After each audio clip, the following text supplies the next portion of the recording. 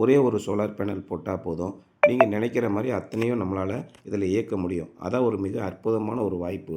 ஏன்னு கேட்டிங்கன்னா, சாதாரணமாக ஒரு ஃபேன் போடுறீங்க அப்படின்னா 85, 90 வாட்ஸ் எடுக்குது.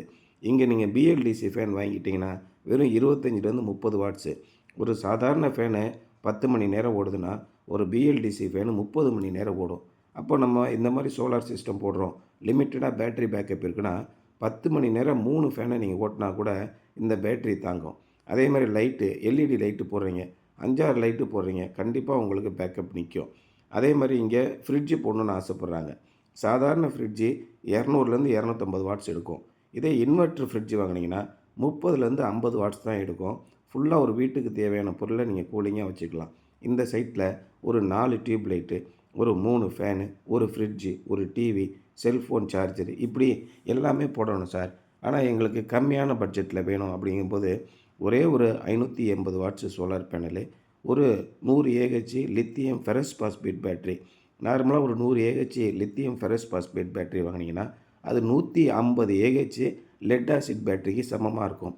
அதே மாதிரி லெட் ஆசிட் பேட்டரிக்கும் லித்தியம் பேட்டரிக்கும் உள்ள வித்தியாசம் ரொம்ப நல்லா நீங்கள் புரிஞ்சுக்கணும். லித்தியம் பேட்டரி C1 டைப்புன்னு அர்த்தம். அதாவது 100 ஏஹெச் பேட்டரி வாங்குறீங்கன்னா 100 ஆம்பியரை கொடுத்தும் அதை நீங்கள் சார்ஜ் பண்ணலாம். அது மாதிரி லெட் ஆசிட் பேட்டரி வாங்கினீங்கன்னா C10 ரேட்டிங்கு, C20 ரேட்டிங்கு இப்படி இருக்குது. C10 ரேட்டிங்னா 15 ஆம்பியருக்கு மேலே அந்த பேட்டரியை சார்ஜ் பண்ண முடியாது. அப்போ ஒரு சோலார் பேனலை வச்சு சார்ஜ் பண்ணும்போது அதிகபட்சமாக பவர் உற்பத்தி பண்ணக்கூடிய 10 மணிலேருந்து 2 மணி வரைக்கும் அது ஒழுங்காகவே சார்ஜ் ஆகாது. திரும்ப 8 மணிலேருந்து 9 மணி வரைக்கும் தான் கரெக்டாக சார்ஜ் ஆகும். இந்த மாதிரி சார்ஜிங் ப்ராப்ளத்தினால பேட்டரியை ஃபுல்லாகவே நிரப்ப முடியாது.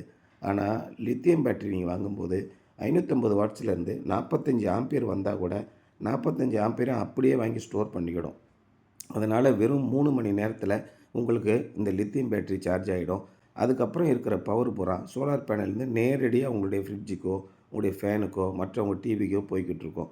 இதனால் ஆஃப் கிரிட் சிஸ்டம் கரண்ட்டே எனக்கு கிடைக்காது சார், கோயில் இடத்துல இருக்கேன், குத்தகை இடத்துல இருக்கேன் அப்படின்னா நீங்கள் இந்த ஆஃப் கிரிட் சிஸ்டத்தை போடுங்க.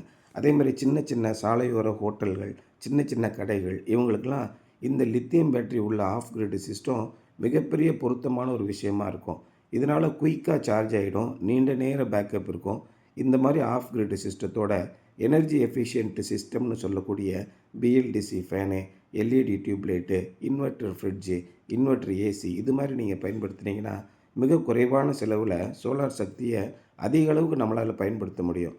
அதனால் சோலார் சிஸ்டம் மட்டும் நீங்கள் போகாமல் கொஞ்சம் எனர்ஜி எஃபிஷியனான கான்செப்ட்டு, லேட்டஸ்ட்டாக இருக்கிற லித்தியம் ஃபெரஸ் பாஸ்பேட் பேட்டரி இப்படி நீங்கள் கொஞ்சம் யோசித்து பாருங்கள்.